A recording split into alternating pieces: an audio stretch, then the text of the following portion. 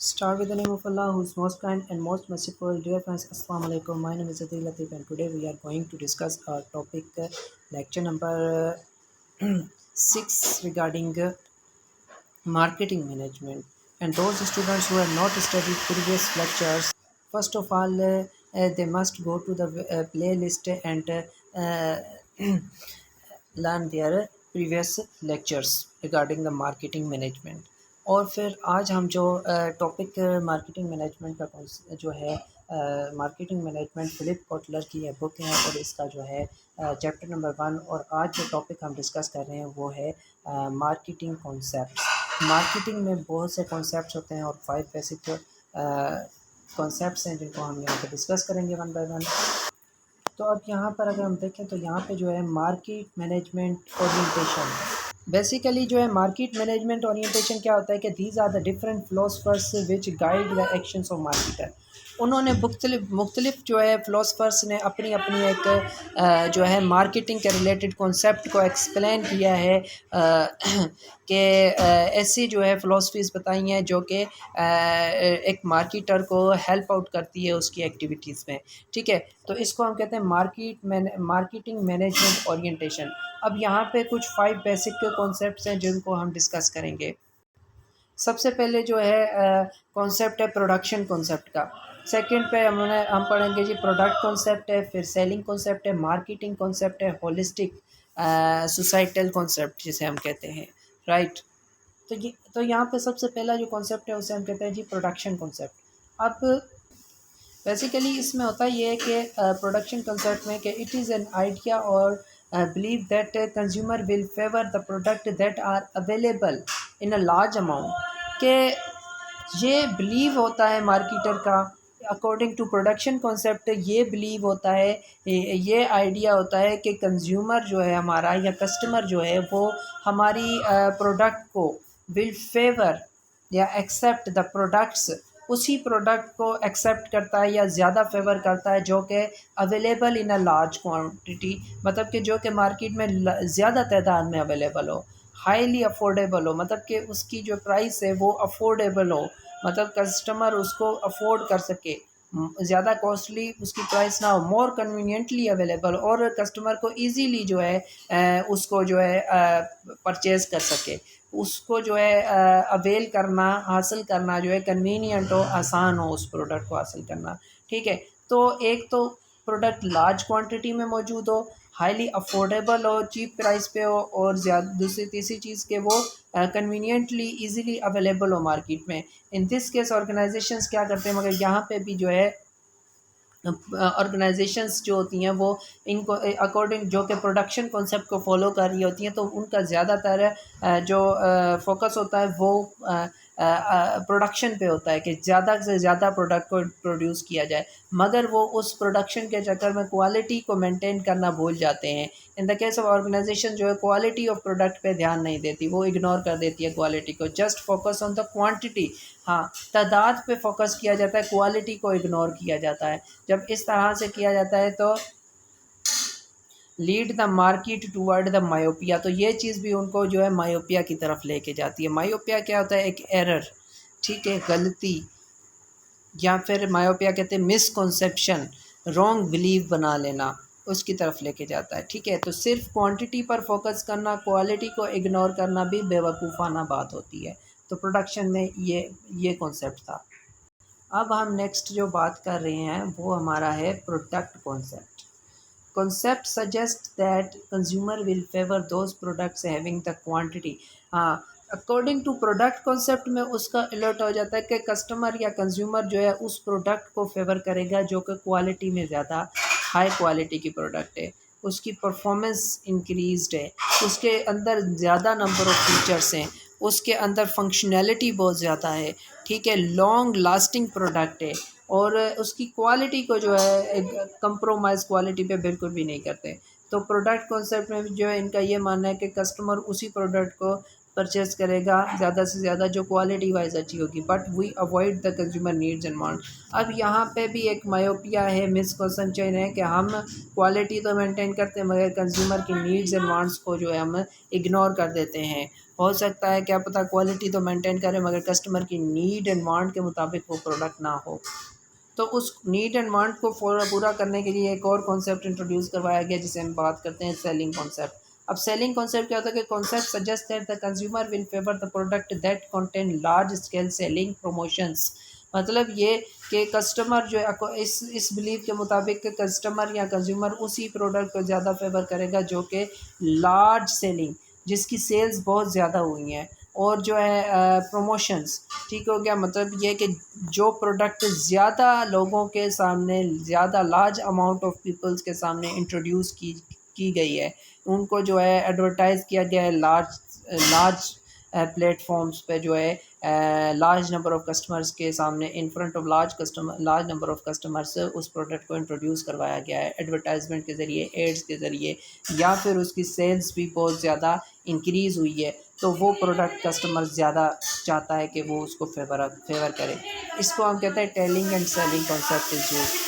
If consumer is dissatisfied he will never purchase your product. मगर हाँ, आप promotion कर रहे हैं और उसमें जो है एडवर्टाइजमेंट अपने प्रोडक्ट की कर रहे हैं और प्रोडक्ट की फ़ीचर्स उसकी एडवर्टाइजमेंट के मुताबिक नहीं है, जो बात आप एडवर्टाइजमेंट में जो फ़ीचर्स बताते हैं प्रोडक्ट के रिलेटेड वो प्रोडक्ट में है ही नहीं, तो फिर कस्टमर क्या करता है, एक बार तो यूज़ करेगा, उसके बाद वो डिससेटिस्फाइड हो जाएगा आपके प्रोडक्ट से, सेटिस्फेक्शन ख़त्म हो गई, दोबारा कभी भी वो आपके प्रोडक्ट को परचेज़ नहीं करेगा। और दूसरी बात ये कि वो 10 और बंदों को भी अपने साथ उनको भी इन्फॉर्म करेगा कि ये प्रोडक्ट रॉन्ग है, फेक है, आप इसको ना यूज़ करें। तो ये सेलिंग कॉन्सेप्ट था। नेक्स्ट हमारे पास आता है मार्केटिंग कॉन्सेप्ट। अब देखें कि सेलिंग कॉन्सेप्ट के बाद अगला एक और कॉन्सेप्ट आता है जिसमें जो है मार्केटिंग कॉन्सेप्ट की बात की जाती है। It suggest that achieving organisational goal depends on knowing the needs and wants of target market. अब यहाँ पे देखें वो क्या कहता है, अचीविंग ऑर्गेनाइजेशनल गोल्स, जो ऑर्गेनाइजेशन है, कोई भी कंपनी है, उसके जो गोल्स होते हैं, बड़े गोल्स होते हैं, वो किस पे डिपेंड कर रहे होते हैं, depending on knowing needs and wants of target market. उनकी जो टारगेट मार्केट है, जिनको उन्होंने प्रोडक्ट को सर्व करना है, उनके जो नंबर ऑफ कस्टमर्स है, उनकी नीड्स और वांट्स को जानना कि क्या उनके कस्टमर्स की बेसिक नीड्स और वांट्स है, वो क्या चाहते हैं, कस्टमर क्या चाहते हैं, उनको उन उस इंफॉर्मेशन को अवेल करना। ठीक है, फिर क्या करना, delivering desired value that may satisfy them. हाँ, और जो कस्टमर वैल्यू चाहता है, जिस तरह की कस्टमर वैल्यू चाहता है, जिस तरह की कस्टमर प्रोडक्ट चाहता है, उसको उसी तरह के प्रोडक्ट देना, ताकि वो क्या हो सके, सेटिस्फाई हो सके कस्टमर बेटरली देन कंपटीटर्स, उनके राइवल्स जो कंपनी के कंपटीटर्स हैं उनसे बेटर तरीके से, as compare to competitors, competitors की निस्बत जो है वो ज़्यादा सेटिस्फाइड हों कंपनी के अपनी प्रोडक्ट के साथ, जो हमारे कस्टमर्स हैं वो हमारी प्रोडक्ट से ज़्यादा सेटिस्फाइड हो एज़ कम्पेयर टू जो हमारे कंपटीटर्स के प्रोडक्ट है। तो ये बेसिक गोल होता है कंपनीज़ का या ऑर्गेनाइजेशन का जो मार्केटिंग कॉन्सेप्ट को फॉलो करते हैं।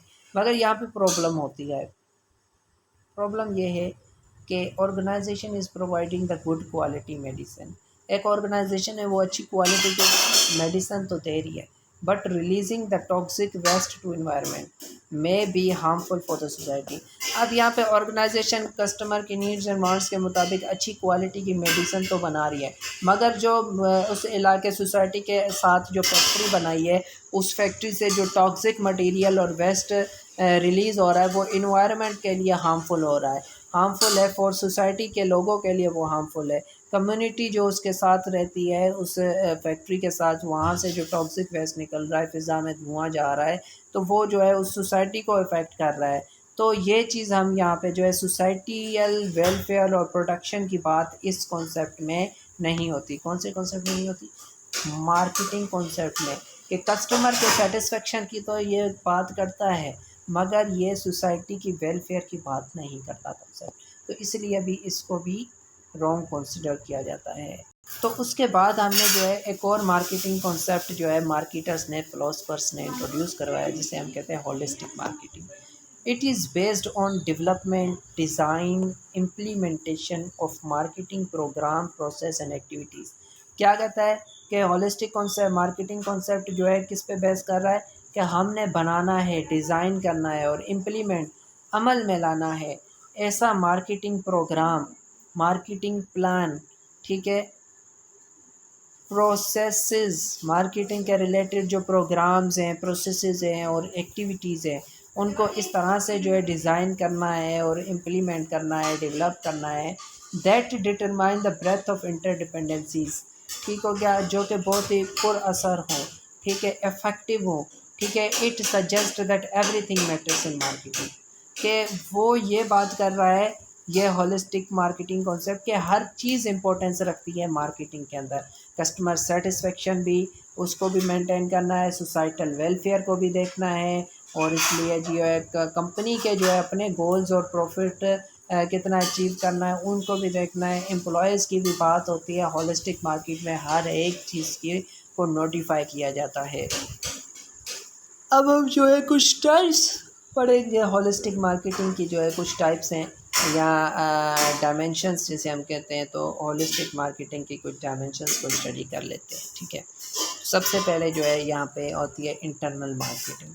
Internal marketing within the organization होती है। मार्केटिंग जिसमें हमारे पास जो है मार्केटिंग का ऑर्गेनाइजेशन के अंदर जो मार्केटिंग होती है उसे इंटरनल मार्केटिंग कहते हैं। मार्केटिंग डिपार्टमेंट इसमें शामिल होता है, सीनियर मैनेजमेंट और अदर डिपार्टमेंट्स भी इंटरनल मार्केटिंग में शुमार होते हैं।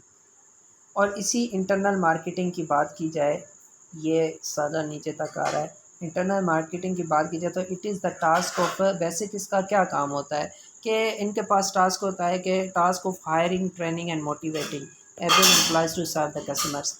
हाँ, विद इन द ऑर्गेनाइजेशन जो है एम्प्लॉयज़ जो काम कर रहे हैं, तो उनको जो है अगर एम्प्लॉयज़ जो है काम ज़्यादा हो गया है और एम्प्लॉयज़ कम है, तो उन एम्प्लॉयज़ को हायर करना, न्यू एम्प्लॉयज़ को हायर करना, उनको ट्रेनिंग प्रोवाइड करना, उनको मोटिवेट करना काम की तरफ, ठीक है, ताकि वो अच्छे तरीके से हमारे जो है कस्टमर्स को डील कर सकें, उनको जो नीड उनको सर्व कर सकें। और इंटरनल मार्केटिंग में और हमारे पास आता है जी कि you can not promise excellent service if you can not deliver excellent. हाँ, किसी ने क्या खूब कहा है कि आप जब तक के जो है you can not promise excellent services, आप एक्सीलेंट सर्विसेज को की प्रॉमिस नहीं कर सकते, का वादा नहीं कर सकते जब तक आप एक्सीलेंट सर्विसेज दे नहीं देते, ठीक है। तो there must be the effective human resource management. तो ह्यूमन रिसोर्स मैनेजमेंट जितना इफ़ेक्टिव होगा किसी भी एम्प्लॉइज़, इंटरनल जो विद इन एन ऑर्गेनाइजेशन जो एम्प्लॉइज़ है उनके दरमियान एचआरएम जितना स्ट्रॉन्ग होगा, उतना अच्छे तरीके से जो है एम्प्लॉइज़ को लीड, गाइड और मोटिवेट किया जा सकता है। ये था इंटरनल मार्केटिंग के कॉन्सेप्ट। इंटरनल के बाद अब हम यहाँ पे जो है सेकंड पे हम देखते हैं जो कि आती है, उसे हम कहते हैं performance marketing.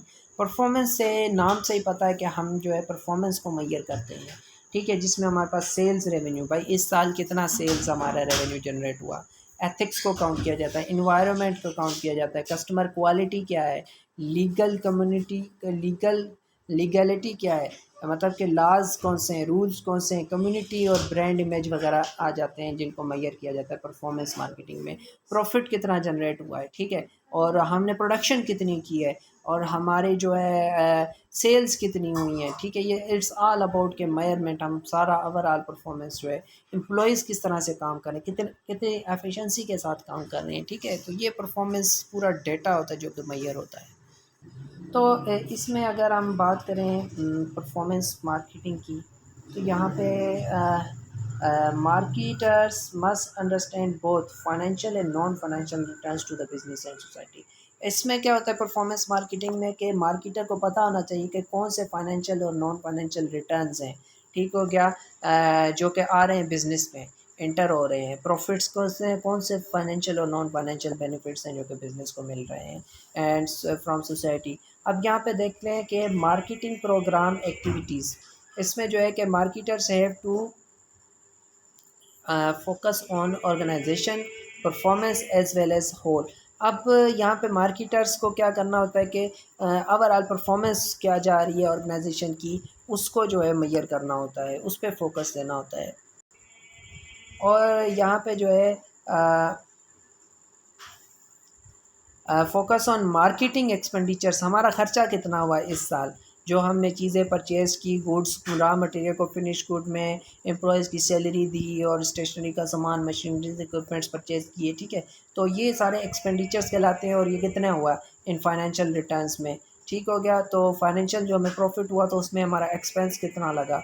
They also think about the ethical, environmental, legal aspects as well, वो भी इस परफॉर्मेंस में जो है मुहैया किए जाते हैं परफॉर्मेंस मार्केटिंग में। अब जो तीसरी टाइप है उसे हम कहते हैं इंटीग्रेटेड मार्केटिंग, ठीक है। इंटीग्रेटेड मार्केटिंग में हमारे पास जो है हम क्या देखते हैं कि हमारी मार्केटिंग में जो है हमने जो प्रोडक्ट बना ली उसको हम कैसे कम्युनिकेट करना है, कौन से मीडियम होने चाहिए, कौन से चैनल्स होने चाहिए जहाँ पे अपने प्रोडक्ट की एडवर्टाइजमेंट करें, उसको किस तरह से जो है इंट्रोड्यूस करें, प्रोडक्ट की एट्रीब्यूट्स कौन कौन सी होनी चाहिए, उसके अंदर जो है एट्रीब्यूट्स हैं उसको कस्टमर के सामने जो है किस तरह से हम कम्युनिकेट करें, चैनल्स कौन से होने चाहिए, नैरो कास्टिंग होनी चाहिए या ब्रॉड कास्टिंग होनी चाहिए, हमारे पास जो है डिस्ट्रीब्यूशन चैनल्स कौन कौन से होने चाहिए ताकि कस्टमर्स को जो है प्रोडक्ट्स को डिस्ट्रीब्यूट किया जाए। अब यहाँ पे देखें कि all activities undertaken by company in order to create, communicate and deliver the desired value to the customer या टारगेट मार्केट, कि वो जितनी भी एक्टिविटीज़ जो कि कंपनी करती है, क्यों करती है, अपनी प्रोडक्ट को बनाने के लिए, जो प्रोडक्ट को डिज़ाइन करना और उसको क्रिएट करने में जो एक्टिविटीज़ परफॉर्म होती हैं, मार्केटर्स परफॉर्म करते हैं, उसको कस्टमर के सामने कम्युनिकेट करने के लिए जो एक्टिविटीज़ की जाती हैं, कस्टमर को डिलीवर करने के लिए जो एक्टिविटीज़ की जाती हैं, ताकि कस्टमर को डिज़ायर्ड, उसकी ख्वाहिश के मुताबिक उसकी प्रोडक्ट जो है कस्टमर तक पहुंचाई जाए, उसको जो है सेटिस्फेक्शन के लिए, तो उसकी नीड्स एंड वांट्स को फुलफ़िल करने के लिए ये जो जितनी भी मार्केटिंग की एक्टिविटीज़ होती हैं, क्रिएट, कम्युनिकेट एंड डिलीवर तक की जो होती हैं, ये सारी इंटीग्रेटेड मार्केटिंग का हिस्सा है, इंटीग्रेटेड मार्केटिंग में काउंट की जाती हैं। इसके लिए जो है हमारे पास स्पेशल कॉन्सेप्ट यूज़ होता है जिसे हम कहते हैं marketing mix. Marketing mix is used to implementation of the marketing strategies. Marketing mix use होता है बेसिकली जो है उस मार्केटिंग एक्टिविटीज़ को इम्प्लीमेंट करने के लिए। मार्केटिंग मिक्स फर्दर हम कॉन्सेप्ट इसको डिटेल में डिस्कस करेंगे। और लास्ट हमारा कॉन्सेप्ट आता है ह्यूरिस्टिक मार्केटिंग में रिलेशनशिप मार्केटिंग। कौन सी आती है जी? Relationship marketing. तो इसमें हमारे पास होता है कि कस्टमर के साथ हमने जो है प्रोडक्ट को क्रिएट भी कर लिया, इंटीग्रेटेड मार्केटिंग में प्रोडक्ट को हमने जो है कम्युनिकेट भी कर लिया, डिलीवर भी कर लिया, मगर रिलेशनशिप भी तो बिल्ड करना है। तो वो रिलेशनशिप कैसे बिल्ड करना है, वो मार्केटिंग रिलेशनशिप मार्केटिंग में हम काउंट करते हैं। It's suggest to build up the beneficial long term relationship with 4 की constituents like customers, employees, partners, stake holders. ये सारे जो हिस्से हैं ना, इनके ज़रिए से जो है हम क्या करते हैं, हम इनके साथ रिलेशनशिप बिल्ड करते हैं, ठीक है। कस्टमर्स के साथ कैसे रिलेशनशिप बिल्डअप करना है ताकि कस्टमर दोबारा हमारी ही प्रोडक्ट को फेवर करें। Employees within an organization, जो एम्प्लॉयज़ होते हैं वो काम कर रहे होते हैं, अगर एम्प्लॉयज़ ही हमारी कंपनी के फेवर में नहीं होंगे, एम्प्लॉयज़ ही हमारी कंपनी के प्रोडक्ट को जो है एक्सेप्ट नहीं करेंगे, तो कस्टमर्स जो है किस तरह तो कस्टमर का तो सवाल ही नहीं पैदा होता कि वो जो है हमारे कस्टमर प्रोडक्ट को जो है फेवर करें, हमारी कंपनी के प्रोडक्ट को। तो हम क्या करते हैं, एम्प्लॉयज़ को भी मोटिवेट करते हैं और वो कुछ डिफरेंट टेक्निक्स यूज़ करते हैं ताकि इन एम्प्लॉयज़ को